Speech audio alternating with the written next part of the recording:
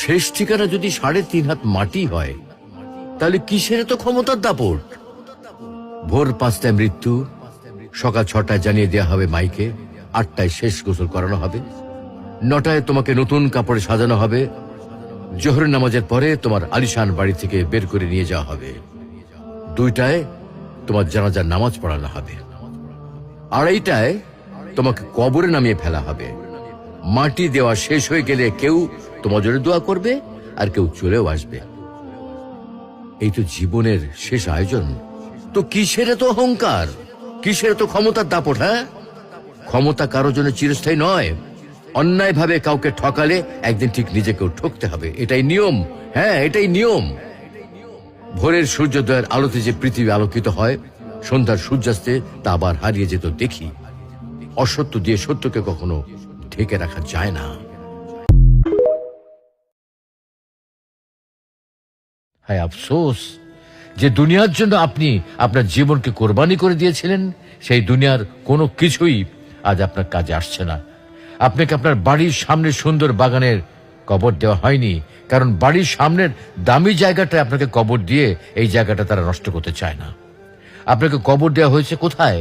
সেই গোরস্থানে যেখানে সকল মানুষকেই কবর দেওয়া হয়। আজকে ওই দরিদ্র ব্যক্তির সাথে আপনার কোনো পার্থক্য নেই।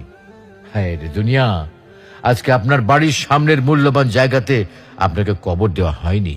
আপনার মৃত্যুর পরবর্তী কিছুদিন পর্যন্ত আপনার প্রিয় মানুষেরা আপনার কথা মনে করবে, আপনার কথা ভাববে, কিন্তু তার কিছুদিন পর তারা আর আপনার কথা ভাববে না।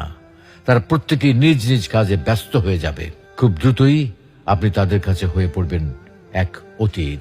আপনি আপনার প্রিয়জনদের জন্য অর্থ উপার্জন করতে গিয়ে আপনার নিজের কথা ভুলে গিয়েছিলেন, আপনি আখিরাতের কথা ভুলে গিয়েছিলেন। কিন্তু হায় আফসোস, আজকে এই সব কিছুই আপনার কোনো কাজে আসছে না। অতএব প্রিয় বন্ধুগণ, সময় থাকতে সাবধান হন। এখনো সময় আছে। এই দুনিয়ার মোহ ত্যাগ করে নিজের আখিরাতের সম্বল সঞ্চয় করুন।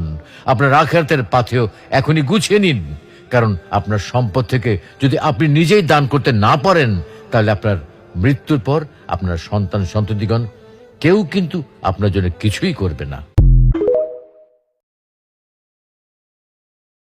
হায় আফসোস যে দুনিয়ার জন্য আপনি আপনার জীবনকে কোরবানি করে দিয়েছিলেন, সেই দুনিয়ার কোনো কিছুই আজ আপনার কাজে আসছে না। আপনাকে আপনার বাড়ির সামনে সুন্দর বাগানের কবর দেওয়া হয়নি, কারণ বাড়ির সামনের দামি জায়গাটা আপনাকে কবর দিয়ে এই জায়গাটা তারা নষ্ট করতে চায় না। আপনাকে কবর দেওয়া হয়েছে কোথায়? সেই গোরস্থানে যেখানে সকল মানুষকেই